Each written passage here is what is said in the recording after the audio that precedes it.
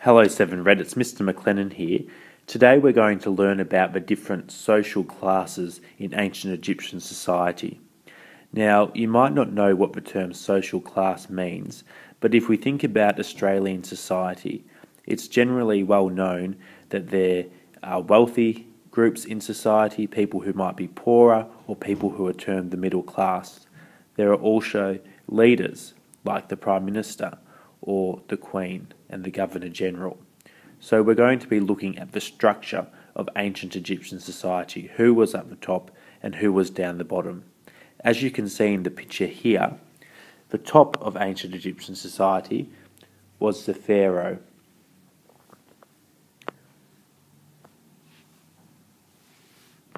The vizier was number 2. Then we have the nobles and priests, the scribes and the soldiers, the craftsmen, the slaves, and the farmers. We'll be learning about what each of these groups did in ancient Egyptian society. The first person who we're going to talk about is the pharaoh, who was at the top of society. The pharaoh was also known as the king. He was the head of Egyptian society and was normally a man. For most of history, the pharaoh was regarded as a god. He was seen as one of the descendants of Ra, the sun god, so he was considered to be divine.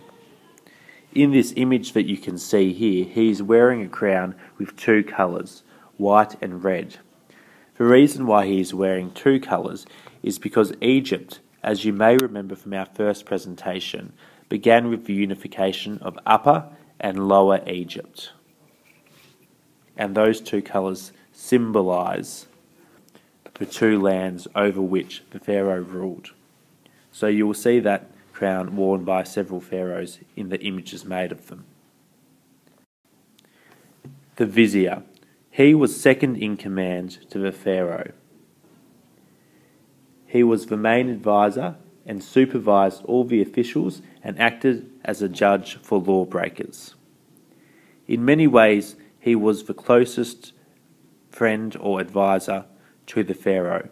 He would advise him on all sorts of matters relating to relationships that Egypt had with other countries.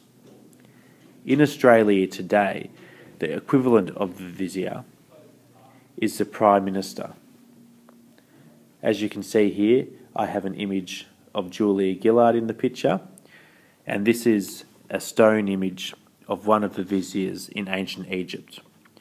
Julia Gillard has more power in Australia today than the vizier did, because the sovereign, who is Queen of Australia, Queen Elizabeth II, has no real power, so all the real power is exercised by Julia Gillard. But the vizier, of course, was under a sovereign, the pharaoh, who had real power, so his power was less than Julia Gillard's. Now we have the chief priest. He represented the pharaoh and was permitted to enter the inner temple where the statues of the gods were kept. He was responsible for cleaning the temple god every day and bringing it food. It's important to remember that in ancient Egypt, the gods had idols who were seen as symbolizing those gods. So people treated those idols as if they were gods, so they would clean them and bring them food offerings. That was an important part of the ancient Egyptian religion.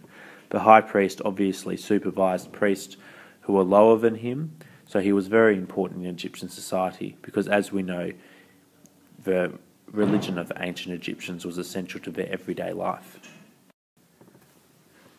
Okay, now we discuss the scribes. The scribes were very important in ancient Egyptian society because only a very small number of people were able to read and write. It was their role to perfect the craft of writing and to record various events that occurred in Egyptian society. They were responsible also for recording the decisions and orders of the pharaoh and keeping tax records for the vizier and accounts for the army. So they were essential. If you can imagine today in Australia, if hardly anyone could read or write, how valuable somebody who could read and write would be to the rest of us. Here you have an image of ancient Egyptian writing, and we'll do a class where you'll get a chance to practice doing ancient Egyptian writing yourself at a later stage in this unit.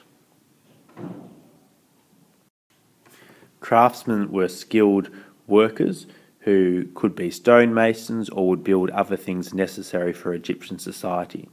They were very important because, as we know, ancient Egypt developed many large cities that needed the products that the craftsmen made. They were, however, not high up on the social pyramid, although they were of course much higher than the farmers and the slaves. Now we come to the peasants. They made up more than 90% of the ancient Egyptian population.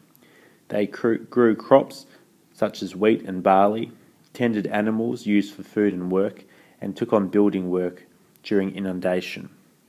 They were often taken by the pharaoh at appropriate times to work on major building projects like the pyramids. Their life, as you can imagine, was very difficult. Except for the slaves, they were at the bottom of the heap. They would often have to work very hard digging tunnels, irrigation, and preparing the soil.